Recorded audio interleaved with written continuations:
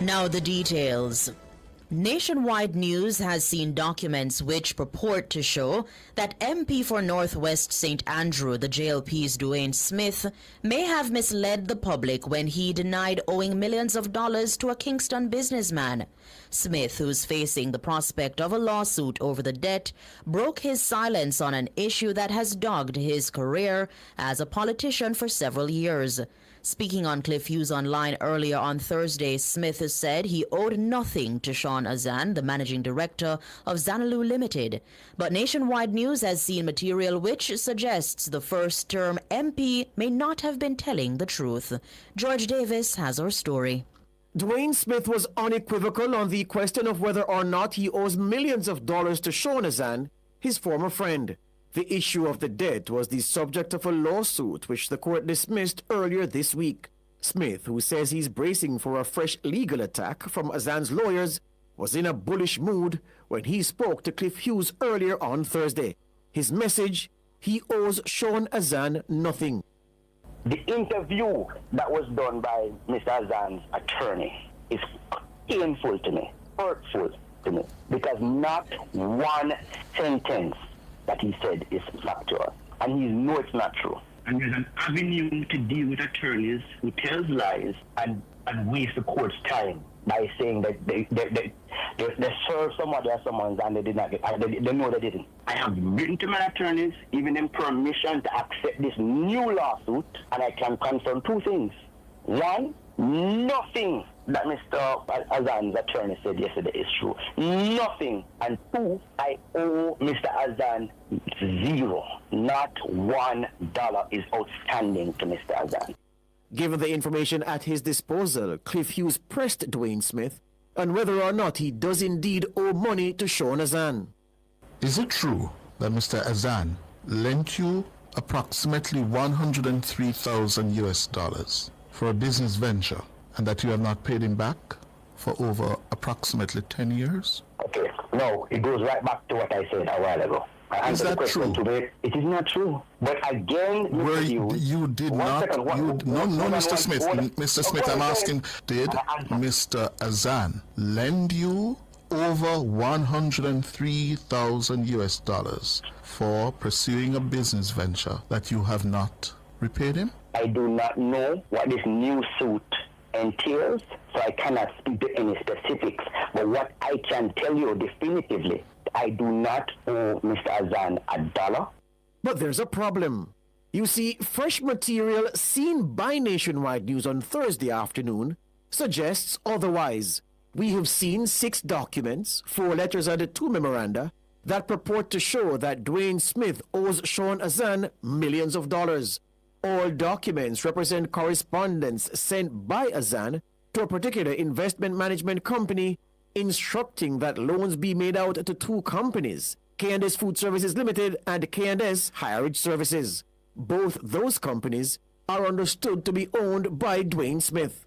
There are 4 loans from Sean Azan to K&S Food Services Limited on January 15, 2015 for $3.5 million, March 30, 2015 for another $3.5 million, June 11, 2015 for $4 million, and June 17, 2015 for $1.5 million.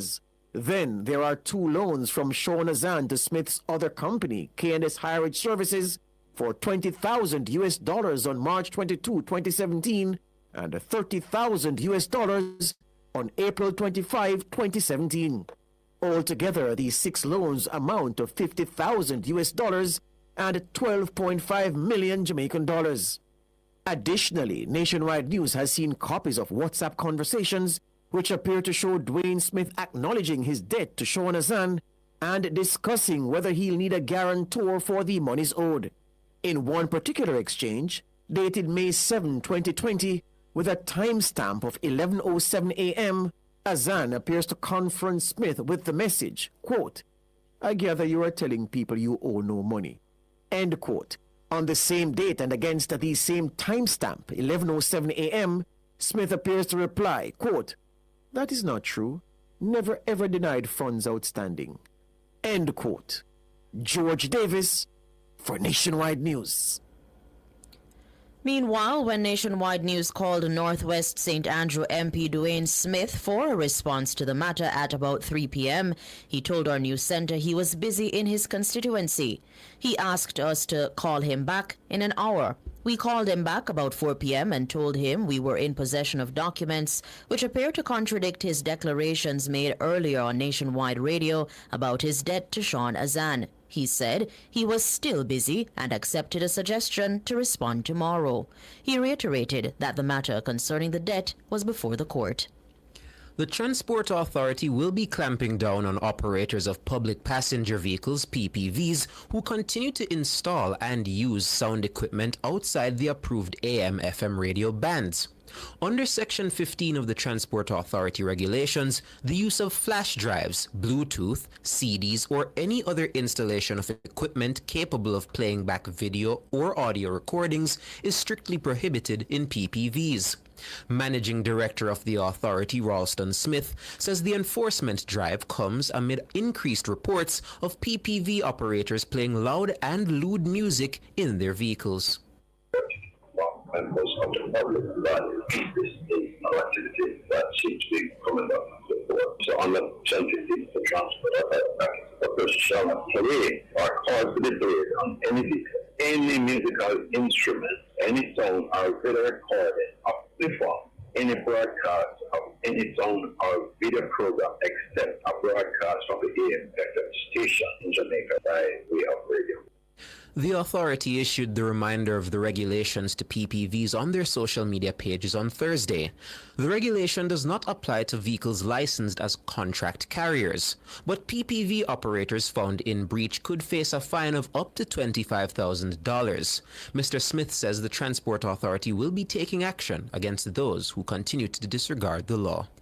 Meanwhile, several transport groups and associations are calling for clarity on the legislation surrounding the playing of sound equipment in PPVs.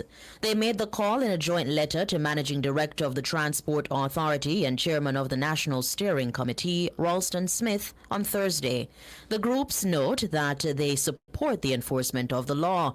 However, they say they do not support operators being criminalized for having a radio system installed by manufacturers and permitted by government agencies.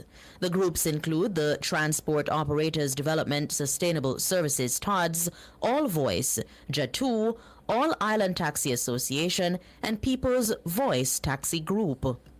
Editor Newman is the president of TODS.